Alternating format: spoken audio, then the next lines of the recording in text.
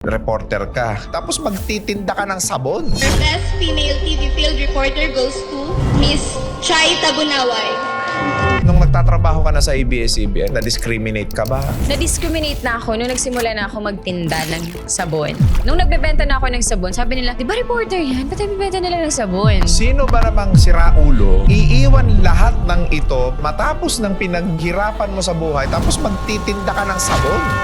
May pera sa sabon. May pera sa sabon, boss. Bibihira yung kagaya mo na naging matagumpay pa in spite of all the challenges and obstacles and struggles in life. Bakit napakalaki ng puso mo? Beauty is a choice. Not only physical, but more on your character, how you deal with people. Yung dating reporter na nagbebenta na lang sabon, kumikita na ngayon ng milyon-milyon. Bilib ako sa'yo, ang lakas mo.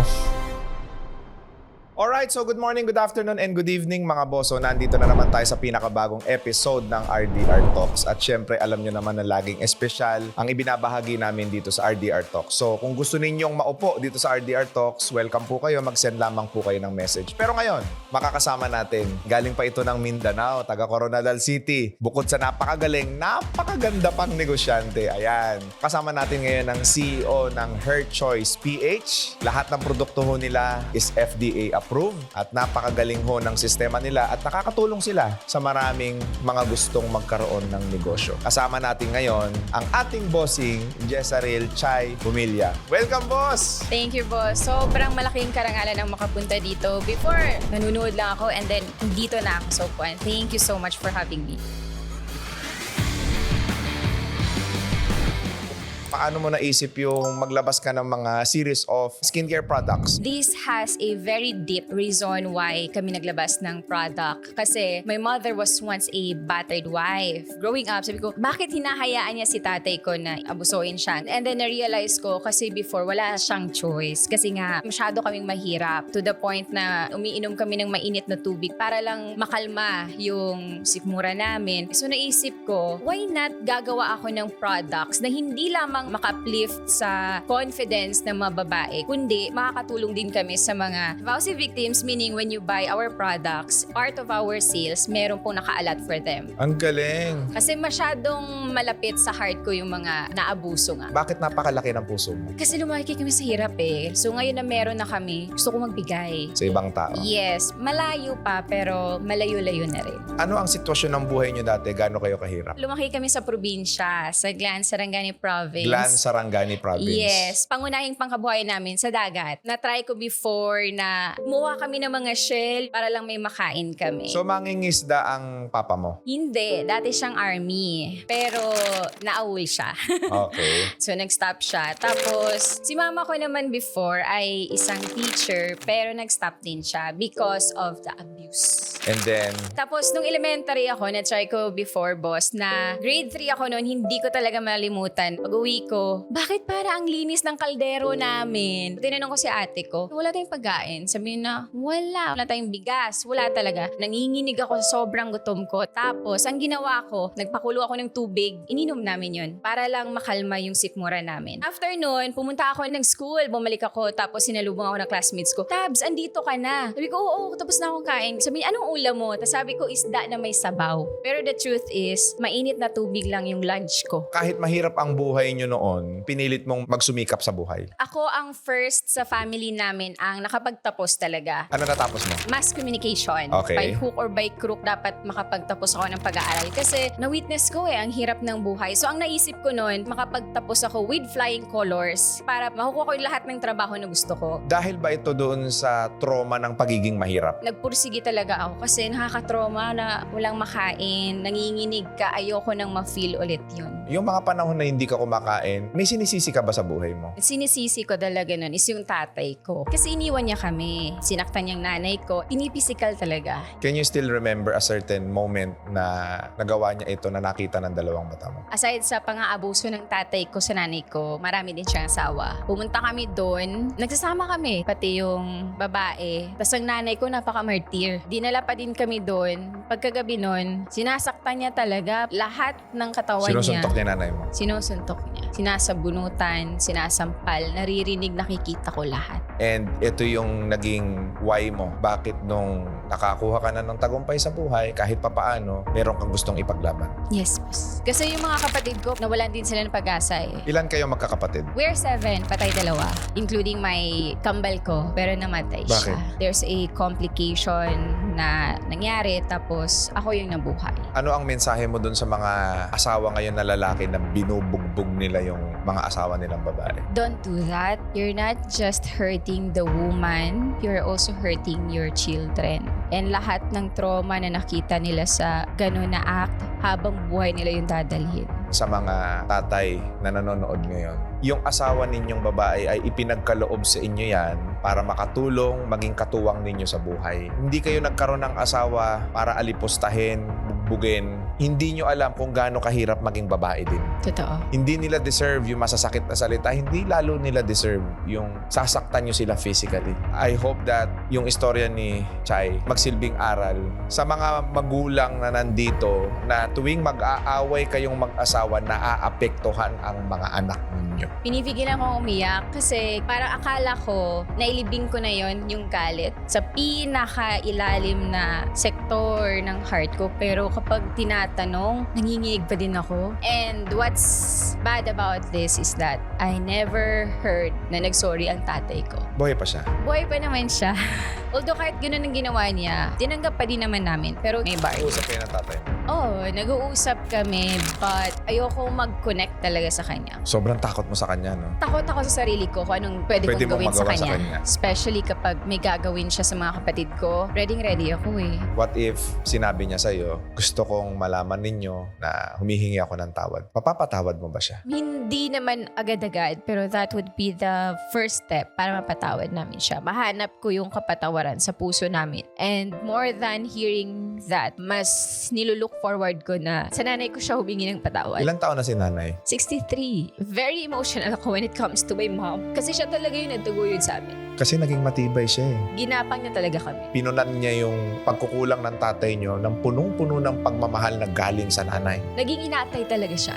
Dumating pa kami sa point na since konti lang yung pagkain namin, yung nanay ko hindi siya kumakain. Para lang ma-divide na maayos yung pagkain sa amin. Para hindi kayo magutom. Ganun siya ka-malipir. Kaya sobrang happy ko na booming na si Her Choice. Kasi before, nung nagkasakit ang nanay ko, kasi since matanda na siya, dumating kami sa point, boss, na may sakit ang nanay ko.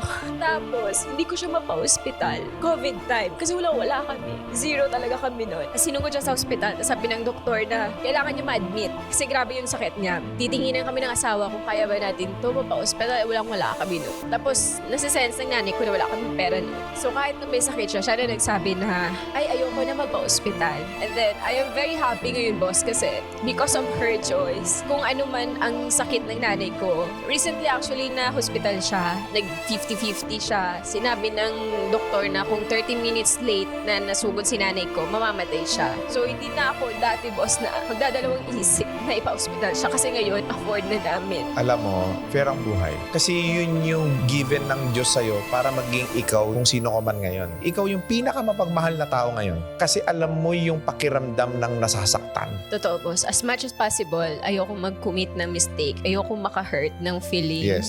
Kaya I want to be a blessing. I want to be the channel of God's Yes. mercy. Nananalangin ako, boss, na sana bigyan ako ng divine intervention. Bigyan ako ng wisdom na magamit yung blessing ng Diyos sa mabuting paraan. And you are already doing it. Kasi kanina, umpisa pa lang tayo. Her choice na kagad. Yun ang sinabi ng pangalan ng produkto mo. Para sa nanay mo talaga ito. Para sa nanay ko, para sa mga babaeng katulad ng nanay ko, na may choice sila talaga. And even our tagline is, beauty is a choice. Not only physical, but more on your character, how you deal with people. Her choice has a mission and purpose. Bilib ako sa'yo. Ang lakas mo.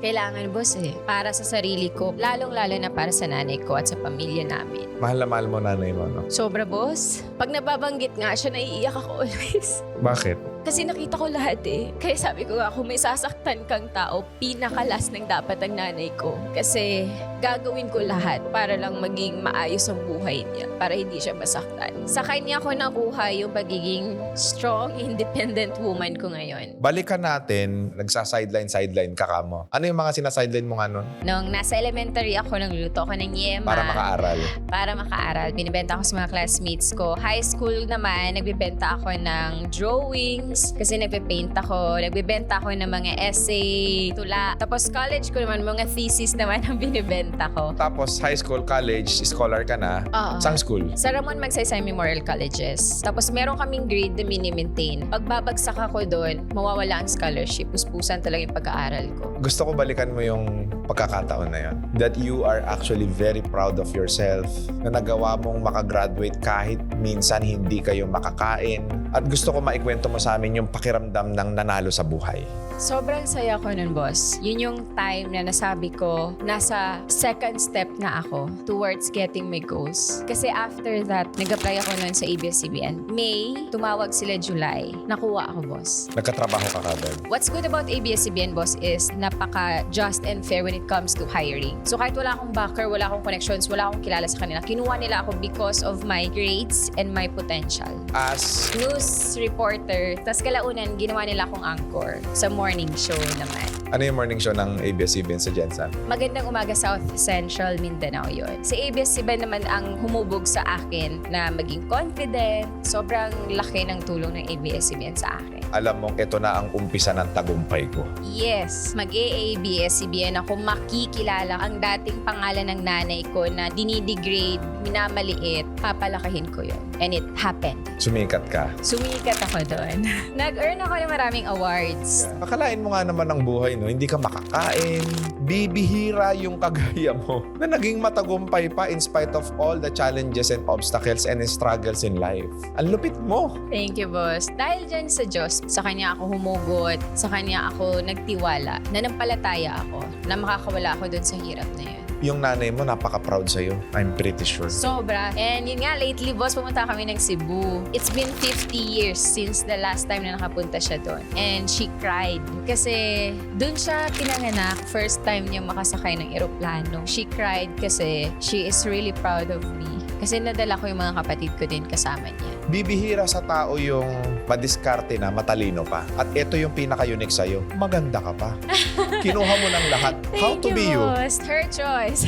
Sa genes din ng nanay ko siguro. So maganda nanay mo. Maganda siya. Hindi na nagkaroon ng ibang asawa nanay mo. Hindi. Ayokong maulit yun. And actually, boss, matagal din ako nagka-boyfriend. Takot nga ako sa lalaki. So yung nanay ko, kami na lang magpapaligaya sa'yo. Huwag ka na lang talaga magkahanap ng lalaki. Napaka mapagmahal mong anak mo. Sobra, boss.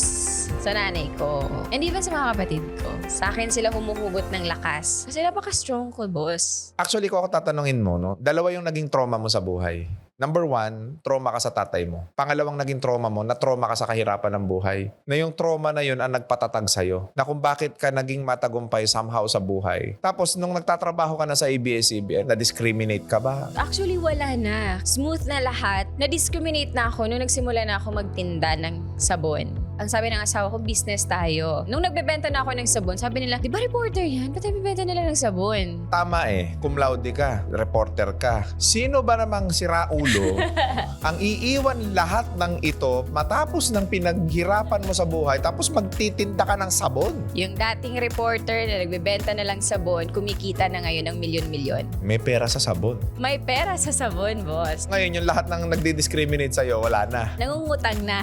Pinapautang mo. Hindi. Doon sa mga tao, nag-resign at nag-uumpisa ng maliit na negosyo at inaapi nila, anong masasabi mo doon sa mga yun? Wag, suportahan natin. Kasi those people are crazy. Yung crazy idea, magbibigay talaga sa'yo ng opportunity na mabago ang buhay mo. Tulungan natin, wag natin maliitin. Magkano ang kita mo nung sikat ka sa ABS-CBN? Above minimum, pero hindi talaga siya enough, boss eh. Madami kami. Tapos nag-aaral pa yung mga pamangkin ko, kapatid ko. So, ayun, nag-resign ako. With the help of my husband, nagtutok na lang kami sa negosyo. Hindi ka ba binubugbog ng asawa mo? Binubugbog ko siya ng pagmamahal. So nawala na yung trauma mo sa lalaki? Nawala because of him. Sobrang happy ko, boss, kasi nakilala ko ang asawa ko. Binago niya yung konsepto na ang mga lalaki, abusador yan, lasinggero, ganun. Because of him, na-change yun. He's very gentle, sobrang supportive. So talaga nagmamahalan kayo? Sobrang mahal niya ako and sobrang mahal ko din ang asawa Sino ko. ba naman hindi magmamahal sa'yo? Napakaganda mo. Thank you po. Dahil sa her choice. Oh, di ba? Thank you po. Ngayon, ano yung message mo sa nanay mo? Kung gaano siya kaimportante, gaano siya kamahal ni Chay? Ma, thank you and I am so proud of you. And kung bibigyan man ako ng pagkakataon na pumili ng another nanay, kung bibigyan man ako ng mayaman na nanay, I will always choose you. Dahil sa'yo, natuto ako magmahal. Natuto ako maging blessing. And forever, I will always choose you. Because I love you so much, Ma. Maraming mga tao makakapanood na to that they will be inspired because sa kabila ng napakaraming pagsubok ng buhay, eto ka ngayon. Thank you, boss. And masasabi kong matagumpay ka na sa buhay. And I believe, lalo pang dadami ang blessing na darating sa'yo kasi napakabuti ng puso mo. Thank you, boss. Thank you so much. Ano ang opportunity meron dito sa ating Her Choice? Paano ka makakatulong sa mga viewers natin? Makwento ko lang, alam niyo ba yung negosyo namin, nag-start siya sa 900 pesos. We, Yes, boss. 50 pieces na sabon. pwedeng yumaman sa 900 pesos? Hanggang sa nakasell na kami ng more than 600,000